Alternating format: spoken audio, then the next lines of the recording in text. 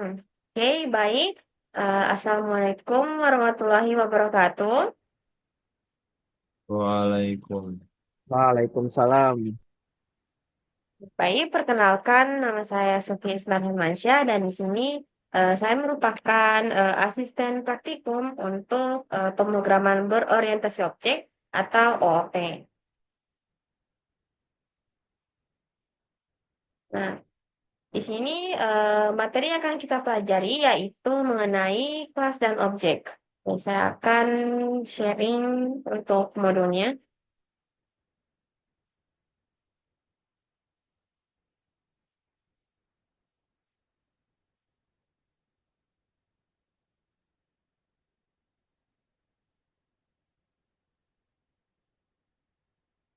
Oke, baik.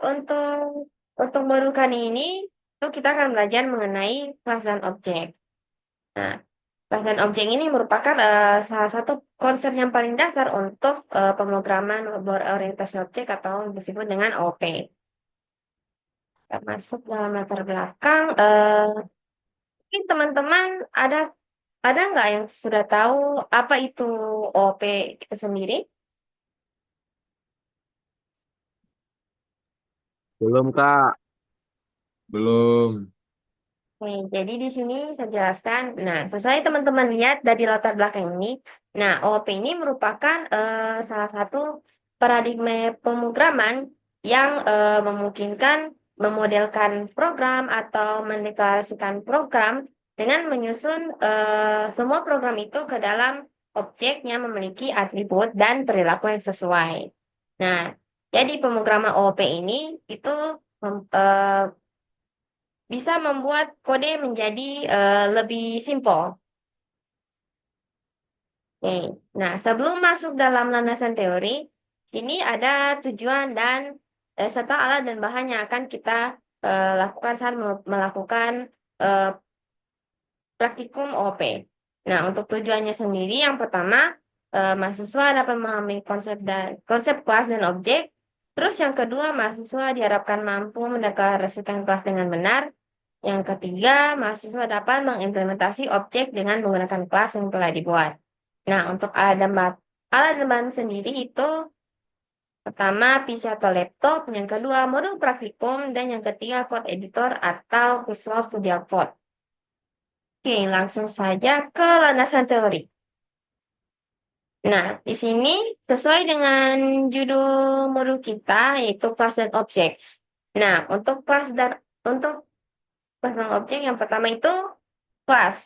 Nah, kelas ini merupakan blueprint atau cetakan untuk membuat sebuah objek.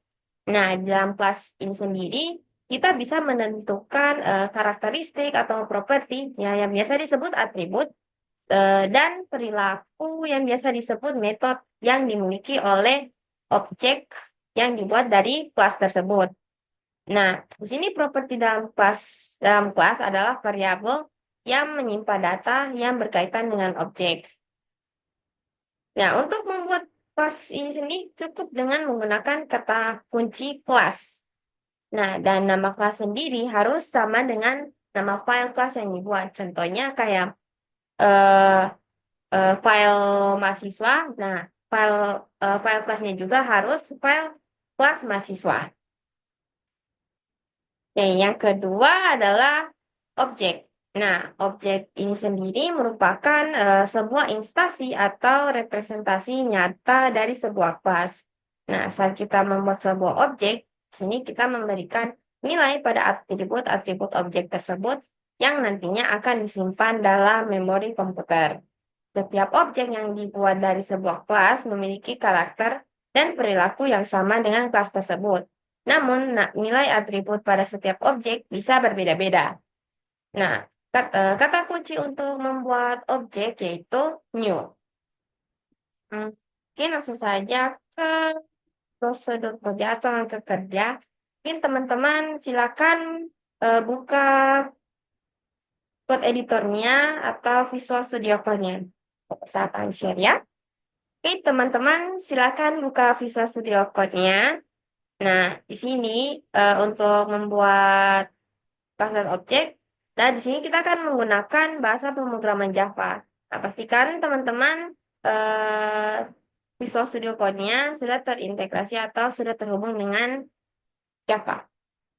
Oke, sebelum kita mendeklarasikan kelas dan objeknya, terlebih dahulu kita akan membuat file kelasnya. Nah, di sini kita akan membuat misalnya eh mahasiswa Java. Nah, langsung. Nah, kalau misalnya teman-teman Visual Studio Code-nya sudah terkoneksi dengan Java-nya, nah, langsung otomatis begini, guys. Oke. Nah, kita lihat di modul. Nah, di sini untuk kelasnya itu cukup simpel. Ya. Nah, pastikan sudah membuat kelasnya seperti ini. Sudah, teman-teman?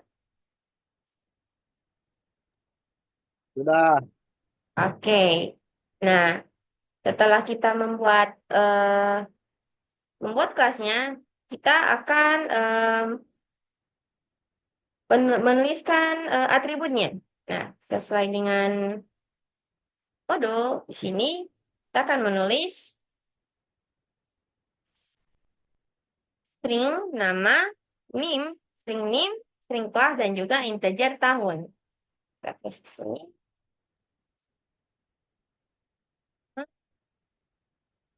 String,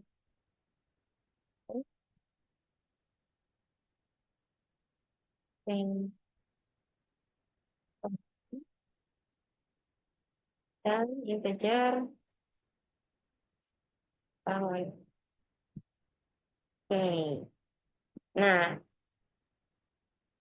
nah, ini teman-teman, ini merupakan atributnya ya. Oke, kita langsung ke langkah selanjutnya. Setelah membuat kelas dan juga atributnya, nah, kita langsung membuat objek. Nah, di sini kita akan membuat objek dari mahasiswa. Jadi, yang pertama kita menuliskan public state-nya. Ini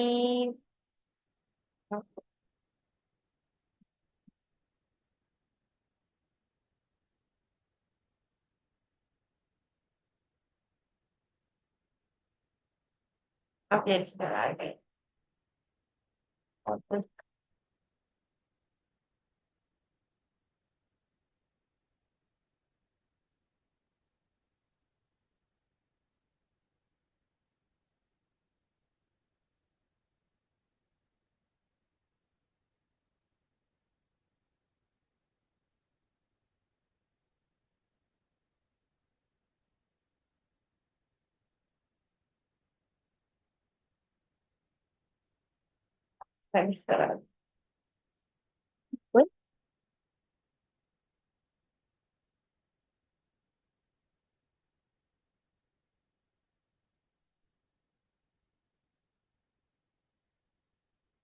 Oke, nah kita akan membuat objeknya di sini. Kita tuliskan nama kelasnya yaitu mahasiswa.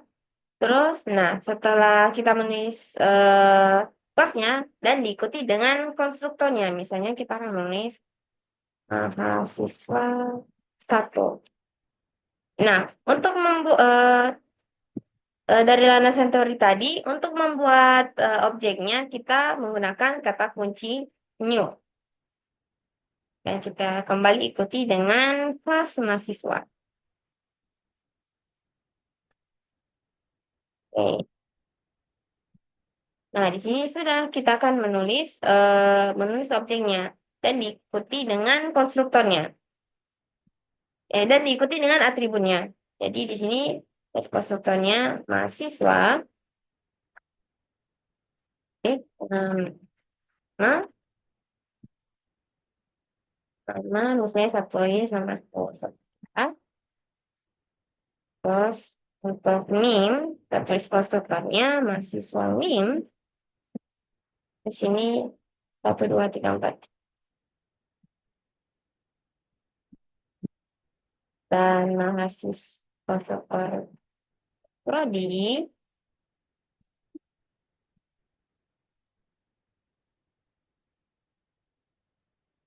Tahun kita tulis di sini.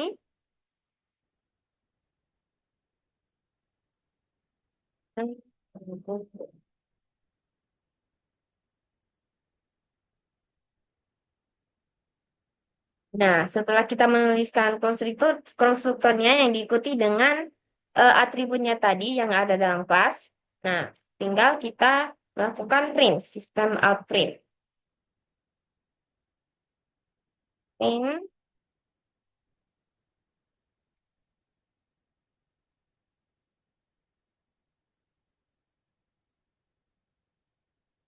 sama.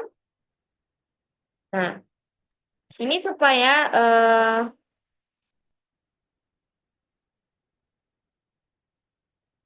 nah di sini supaya ketika kita melakukan sistem out print learn, nah yang dari sini itu bisa muncul. Nah, di sini kita menambahkan konstruktor beserta atributnya yang kita sudah buat tadi. Berarti di sini kita menuliskan stringnya dulu plus mahasiswa.nama. Nah, kita lakukan seterusnya untuk NIM, untuk prodi, dan juga tahun. Nah, kita coba run-nya. Kalau berhasil,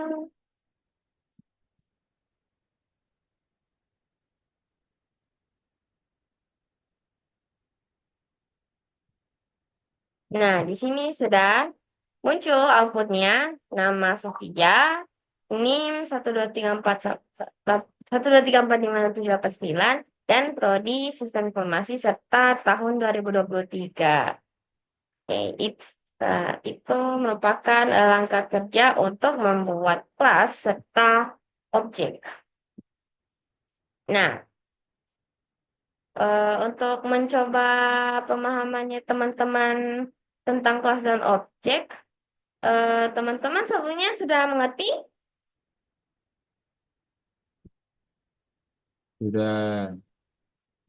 Mungkin dari teman-teman ada yang ingin bertanya. Saya.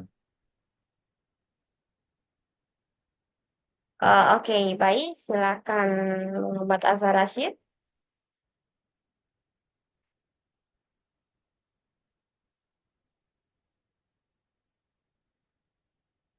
Silakan pertanyaannya, Muhammad Azhar Rashid. Oke, Kak. Jadi, apa yang terjadi dalam memori komputer saat sebuah objek dibuat? Sekian dari saya. Ah, jadi pertanyaannya kayak apa yang terjadi dalam memori komputer ketika kita membuat objek begitu? Iya, Nah, eh, ini jawabannya simpel aja. Nah, saat sebuah objek kita buat, nah itu memori komputernya itu eh, dia hanya tinggal mengalokasikan objek tersebut dan sudah tersimpan. Intinya kayak ketika kita membuat sebuah objek, itu memori komputernya itu akan melakukan alokasi sehingga data objek tersebut bisa tersimpan. Apakah sudah terjawab? baik. Terima kasih. Oke. Nah, teman-teman yang lain ada yang ingin bertanya selain Azhar? Saya. Oke, silakan Julius Caesar. Pertanyaannya. Ya, jadi yang saya mau tanya itu kalau semisal kita mau membuat banyak objek, tapi tidak menggunakan kelas, apakah itu bisa? Hmm, eh, jadi ke- jadi pertanyaan kayak dia bertanya ketika bikin banyak objek tapi tanpa menggunakan kelas, apa yang terjadi? Ya, betul. Nah, Iya, nah, begitu. oke, saya langsung jawab. Jadi eh, kalau kita membuat banyak objek tapi tanpa menggunakan kelas, nah itu kita kodenya kita itu pasti akan terus berulang-ulang dan juga tidak terefisien. Jadi ketika kita menggunakan banyak objek objek terus-menerus, tanpa menggunakan kelas itu kodenya bakalan ribet, dan kodenya jadi panjang. Itu jadi susah dibaca, susah diatur gitu. Nah, jadi apakah bisa terjawab atau mungkin butuh solusi? Nah, jadi solusinya itu Sudah Kak. jadi agak susah, sangat susah kalau misalnya kita membuat sebuah objek itu tanpa menggunakan kelas. Nah, kenapa adanya kelas? Jadi ketika saat membuat objek, itu objeknya kita tidak ribet untuk melakukan penulisan kode sehingga mengurangi pengulangan penulisan kode seperti itu. Mungkin sudah terjawab? Sudah Kak. Terima kasih. Oke, baik. Eh, oke, karena teman-teman sudah mengerti semua. Tuh, Kak, kamu pakai kesimpulan juga? Ya, buat kan kalau saya punya Iya, saya pakaikan pakai, kesimpulan. pakai. Saya kayak macam rangkuman begitulah. Karena Poin-poin memang kan di sini penutupnya. Penutupnya itu harus ada kesimpulan. Kita bikinlah. Tuh, baik. Kau punya apa memang kesimpulannya? ada no, Kesimpulan ada tuh no. kayak saya Salam tuh kayak kode. gini ya, kayak baik. Jadi eh, dari apa pertemuan kita kali ini, jadi kita sudah mempelajari tentang dasar-dasar DDPL begitu. DDPL, DDL, Data Definition Language. Nah, sampai kayak tadi sebelumnya Laude bertanya itu mengenai apa penamaan database atau tabel itu tidak boleh mengandung spasi begitu ya. Nah, seperti itu kita sudah pahami tadi. Aku jelaskan saja Anu, dan apa yang sudah kau bahas tadi, kau simpulkan ulang. Tuh, tapi kita, aduh. Ah.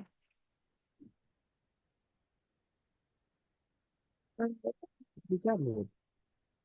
Pasti dicabut, kenapa kah? Pas lewat di bawah ya. Hah? Nah, bukan. Aman, aman. Ya saya. Bukan.